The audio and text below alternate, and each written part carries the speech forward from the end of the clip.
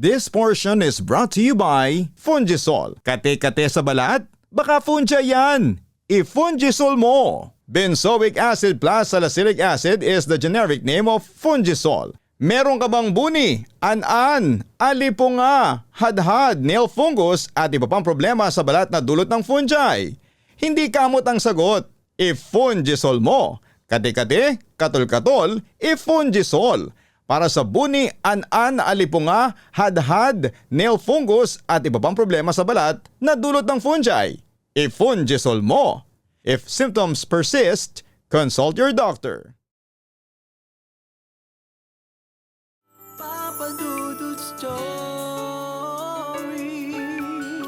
Dear Papa Dudut, huwag kalimutan na mag-like, mag-share at mag-subscribe.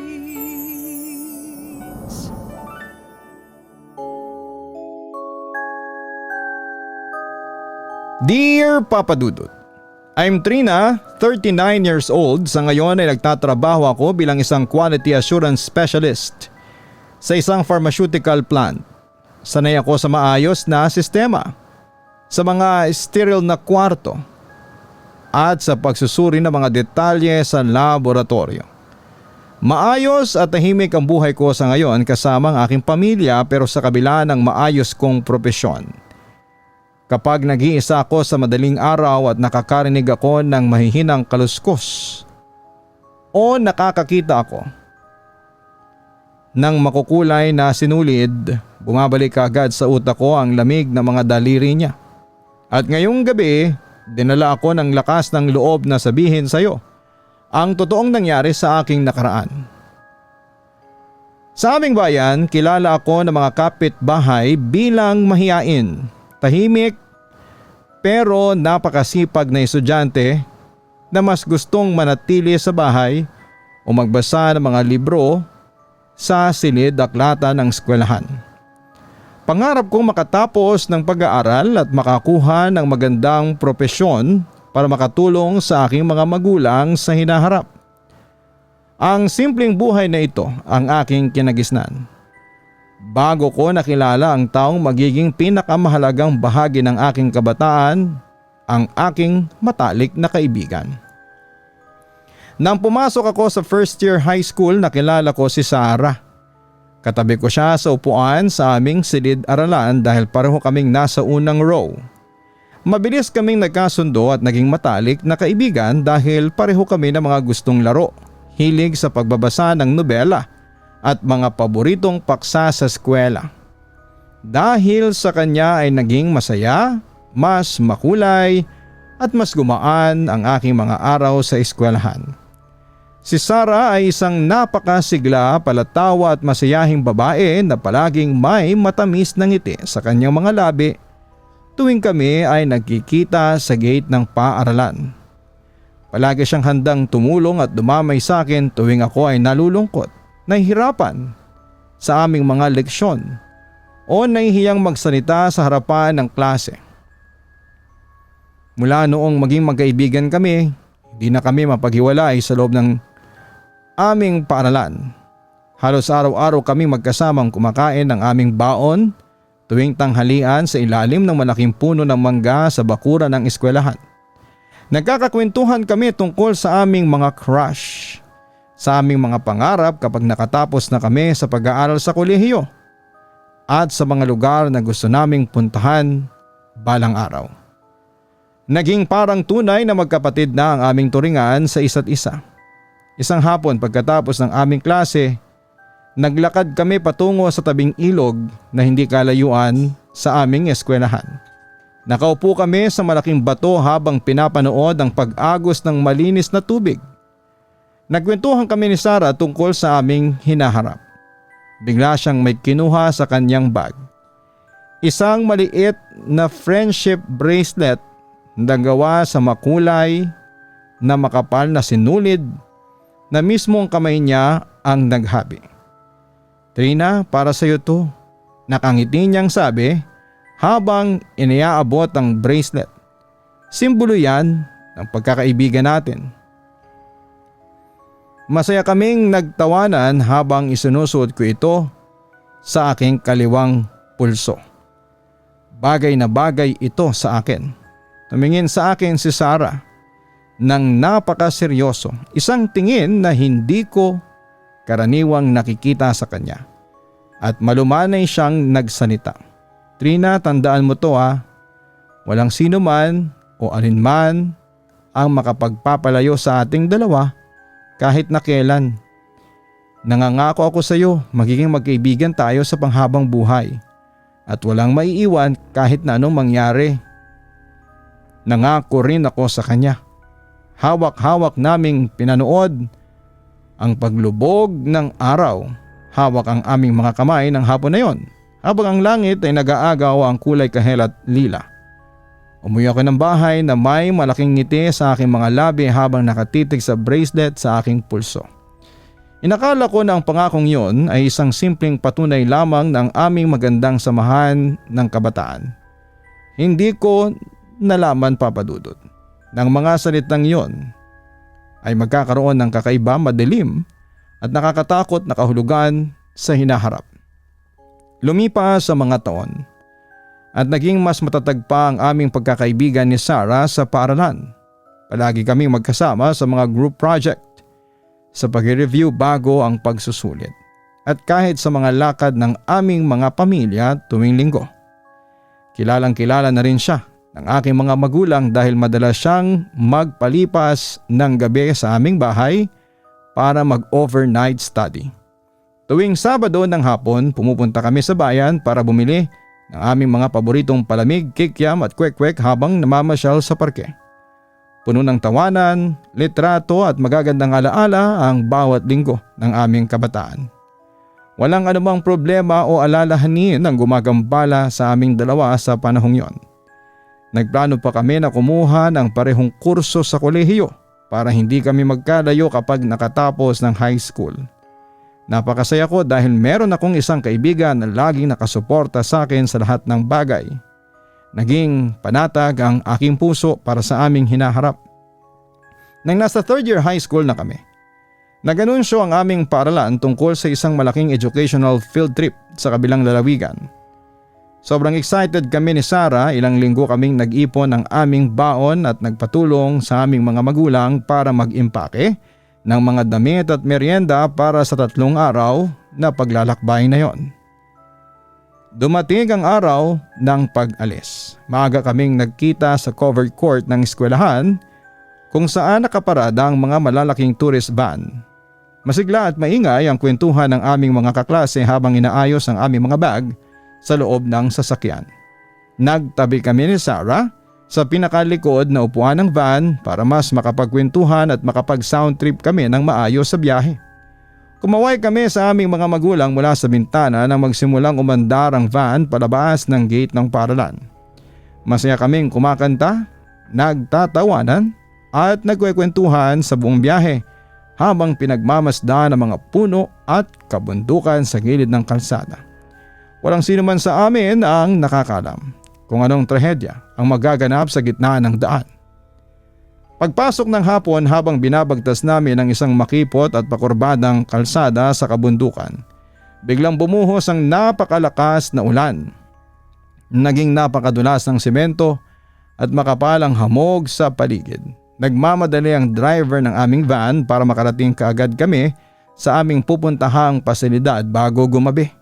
Nakaramdam ako ng kaunting kaba habang nakatitig sa mabilis at malakas na pagpatak ng ulan sa salamin ng bintana at sa isang iglap. Biglang nawala ng kontrol ang driver nang sumulpot ang isang malaking delivery truck na mabilis at hindi inaasahang lumiko mula sa kabilang linya.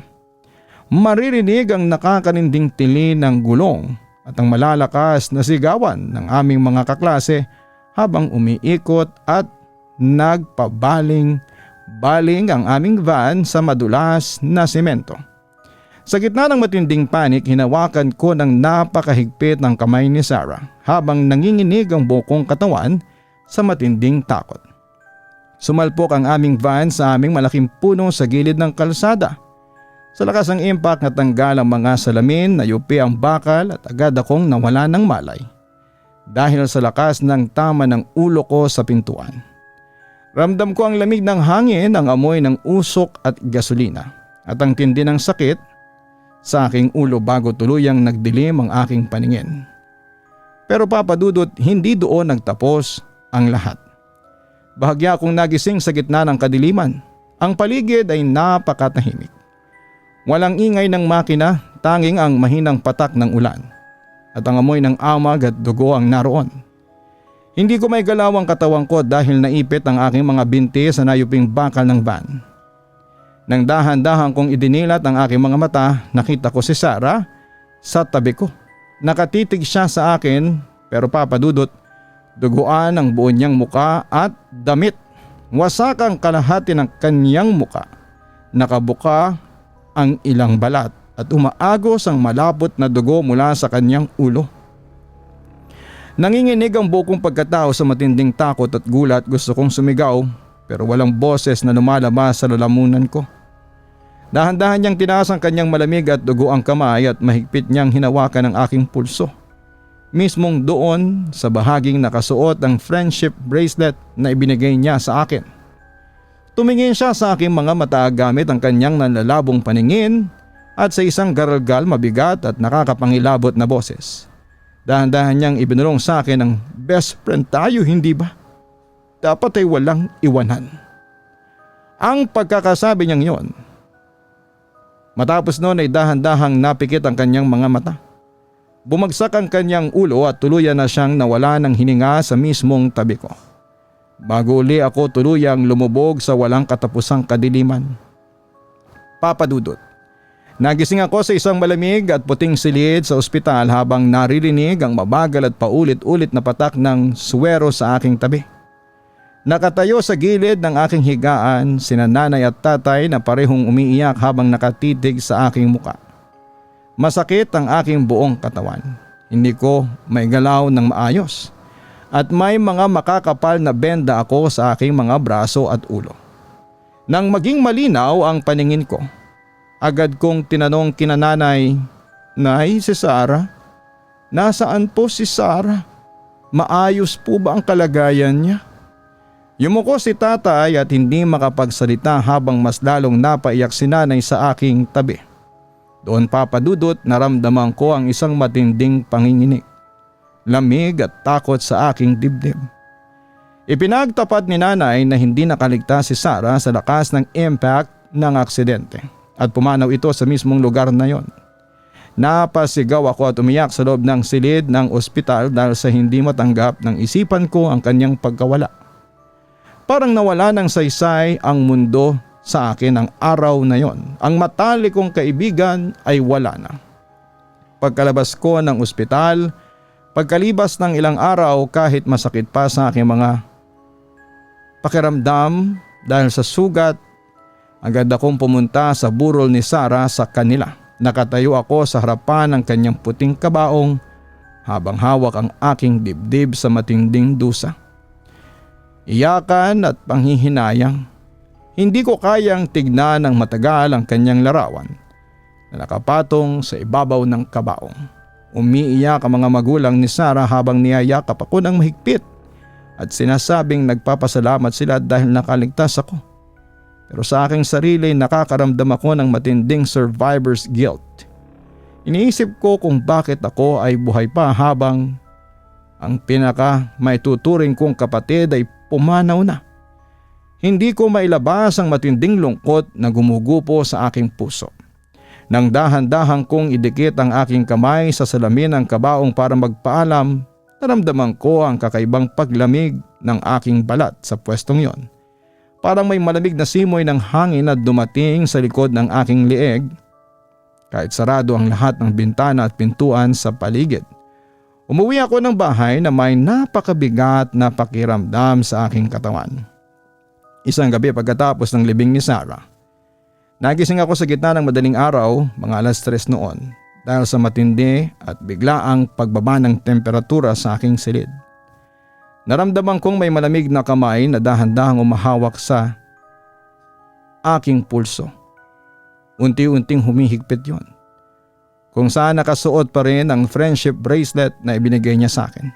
Mabilis kong minulat ang aking mga mata sa gitna ng kadiliman At sa paanan ng aking kama, Papa Dudut, nakatayo ang figura ng isang babae na nakasuot ng basang damit na katulad ng suot ni Sarah noong araw ng aksidente. Nakatitig siya sa akin habang ang kanyang muka ay napakaputla. Walang anumang kulay at walang kislap sa kanya. Hindi ako makagalaw sa aking kama sa matinding takot na aking nararamdaman. Dahan-dahan naglakad ang figura patungo sa gilid ng aking higaan nang walang anumang tunog ng mga hakbang sa sahig. Para siyang lumulutang. Gusto kong sumigaw para humingi ng tulong kina nanay sa kabilang kwarto pero walang lumalabas na boses sa aking lalamunan. Naparalisa ako. Pumikit ako ng mahigpit at nagsimulang magdasal ng Ama Namin sa aking isipan.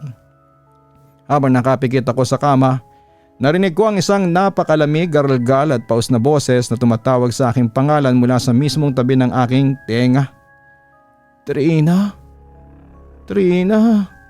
Boses yon ng aking matalik na kaibigan si Sarah. Pero wala na itong kasamang saya, lambing o ganda. Ibinubulong niya sa akin ang mga salitang nagpaalala sa aming pangako sa tabing ilog. Sinasabi niya na nangangako kami sa isa't isa na magiging magkaibigan habang buhay at walang maiiwan kahit kailan. Sinabi niyang malungkot, malamig at madilim sa lugar kung nasaan siya ngayon. Kaya kailangan ko siyang samahan. Nagpatuloy ang kanyang pabulong na paniningil hanggang sa magsimulang lumitaw ang liwanag ng araw sa labas ng aking bintana. Biglang nawala ang malamig na pakiramdam at nakagalaw na muli ang aking paralisadong katawan sa kama. Napaupo ako habang basang-basa ng malamig na pawis at umiiyak sa matinding kaba. Sa mga sumunod na araw, hindi na ako nakakakuha ng maayos na tulog dahil sa patuloy na pagpapakita ni Sarah sa akin gabi-gabi. Kahit sa hapon habang nag-iisa ako sa sala, nakikita ko ang kanyang figura na nakatayo sa dulo ng hallway. Nakatitig lamang siya sa akin habang dahan-dahang gumagalaw ang kanyang mga labi na para bang may sinasabi. Tuwing dadaan ako sa banyo o sa kusina ay nararamdaman ko ang malamig na hangin at tila sumusunod sa bawat hakbang ko. Ang aking mga magulang ay labis na nag-aalala dahil sa aking mabilis na pagpayat, kawalan ng gana sa pagkain at pamumutla ng balat.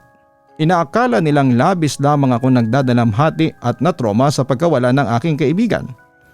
Hindi ako nakapagsalita kina nanay tungkol sa pagmumulto ni Sarah dahil baka sabihin nilang nababaliw na ako o nawawala na sa katinuan. Naging aloof ako at iniiwasan ko ang lumabas ng aking silid tuwing pumapatak ang mga gabi.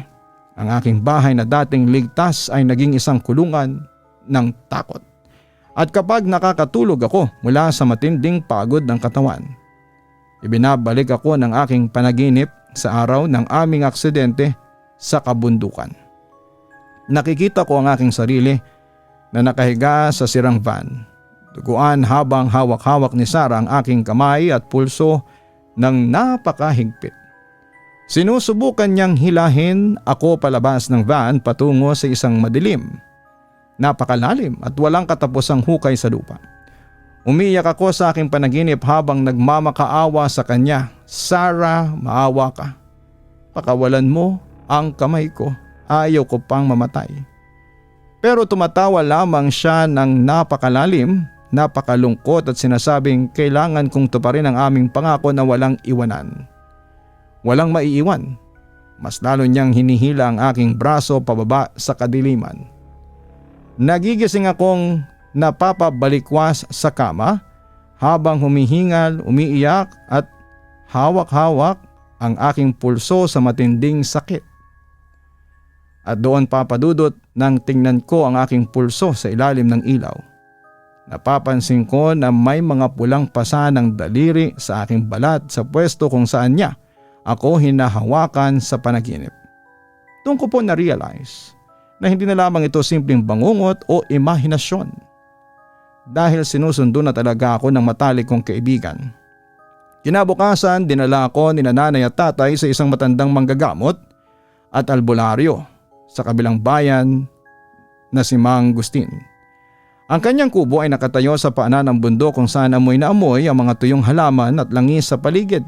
Inihiga ako ni nanay sa isang banig habang nanghihina ang aking katawan. Tinignan ni Mang Gustin ang aking mga balat at ang mga pasa sa aking pulso gamit ang isang malaking kandilang puti.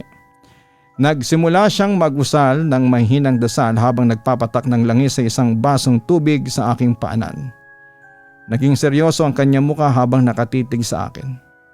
Sinabi ng manggagamot na ang kaluluwa ng aking matalik na kaibigan ay nakakabit pa rin sa akin dahil sa aming pangako bago siya mamatay. Ang kanyang espiritu daw ay hindi makahanap ng kapayapaan at gustong bitbitin ang aking kaluluwa patungo sa kabilang mundo. Kailangan daw naming putulin ang ugnayang ito bago pa man mahuli ang lahat. Pinaliwanag ni Mang Gustin na ang mga salitang nabitawan namin sa tabing ilog ay naging isang matibay na tali na nag-uugnay sa aming dalawa. Dahil sa matinding takot at lungkot ni Sarah sa kabilang buhay, hawak-hawak niya ang pangakong iyon para hindi siya mag-isa. Ito ang dahilan kung bakit ayaw niya akong lubayan sa pang-araw-araw at sinasabi pa ng manggagamot na hindi masama ang intensyon ng kaibigan ko noong buhay pa siya, pero sa kanyang espiritu ay nagbago na sa dilim. Kapag hindi ko daw pinalaya ang kanyang kaluluwa at hindi ko binawi ang aking pangako ay tuluyan niyang kukunin ang aking buhay. Napayak si nanay habang hawak ang aking kamay sa banig. Inutusan kami ni Mang Gustin na maghanda ng isang ritual sa mismong nicho ni Sarah sa sementeryo para putulin ang tali ng pangako.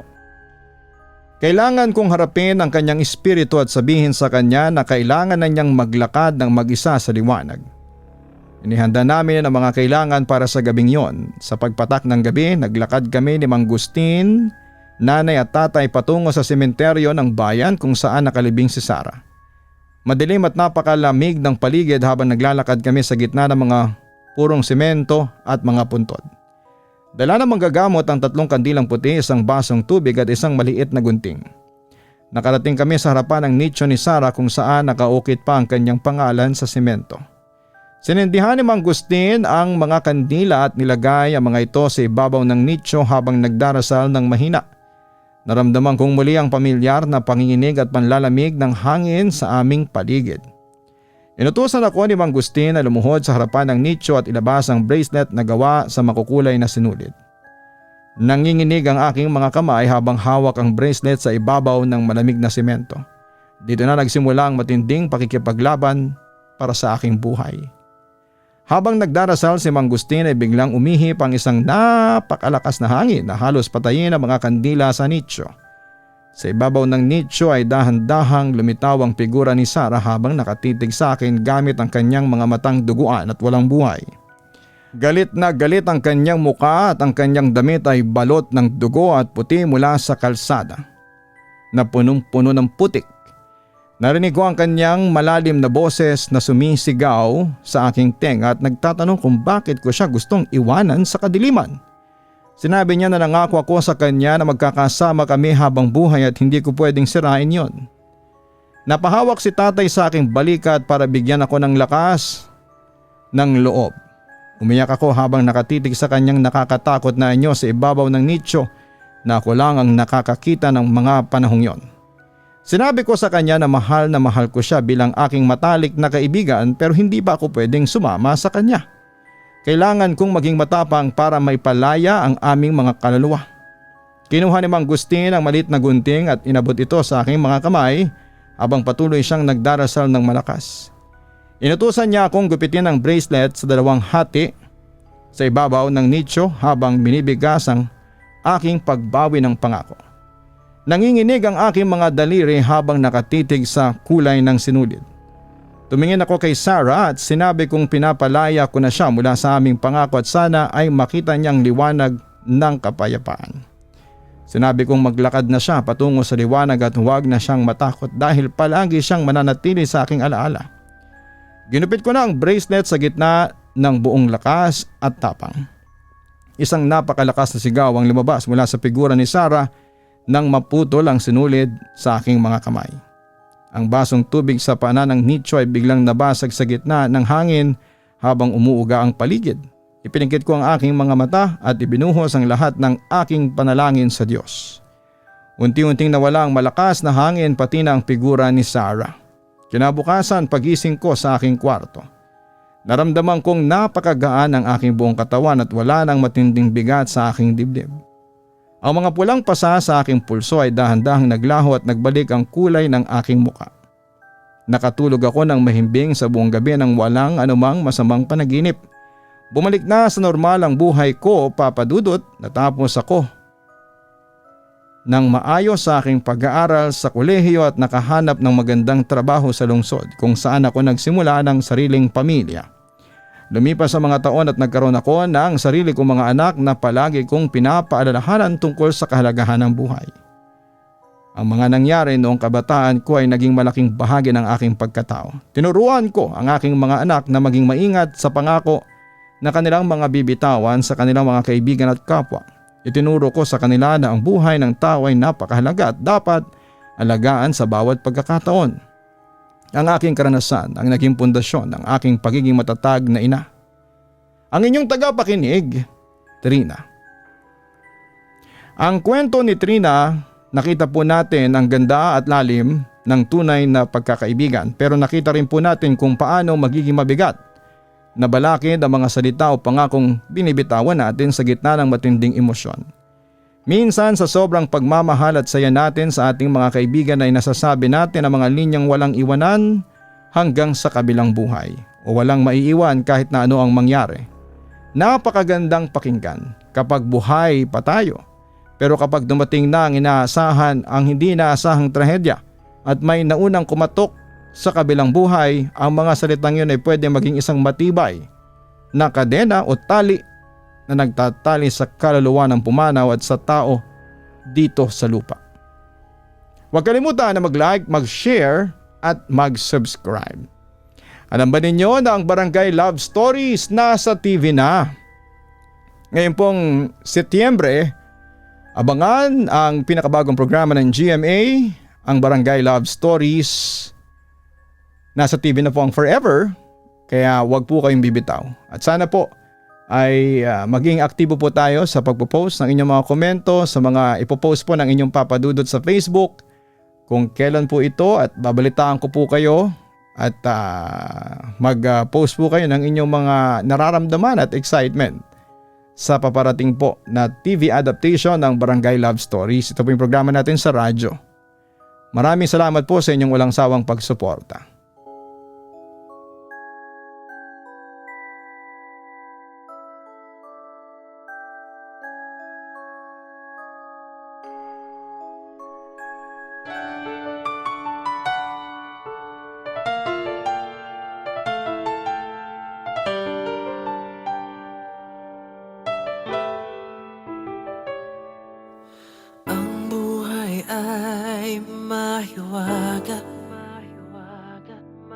Laging may lungkot at saya sa Papa Dudut Stories. Laging may karamay ka.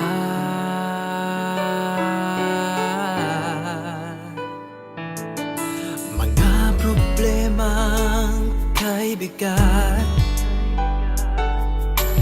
dito ay pakikinggan ka. Sa Papa Dudut Stories, kami ay iyong kasama. Dito sa Papa Dudut Stories, ikaw ay hindi nag-iisa.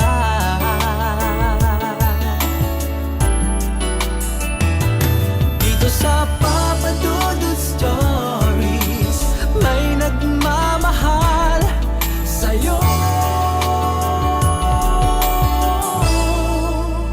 Papa Dudut Stories, Papa Dudut Stories,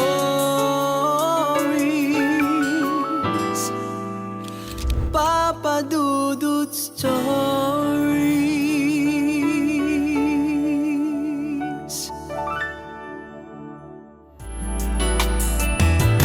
Dito sa Papa Dudut Stories, may nagmamahal sa'yo. Papa Dudut Stories. Papa Dudut Stories. Hello mga ka-online, si Papa Dudut po ito. Nagustuhan niyo ba ang kwento natin ngayong araw? Pwede kayong mag-post ng inyong mga komento at huwag din kalimutan na mag-like, mag-share at mag-subscribe. Maraming salamat po.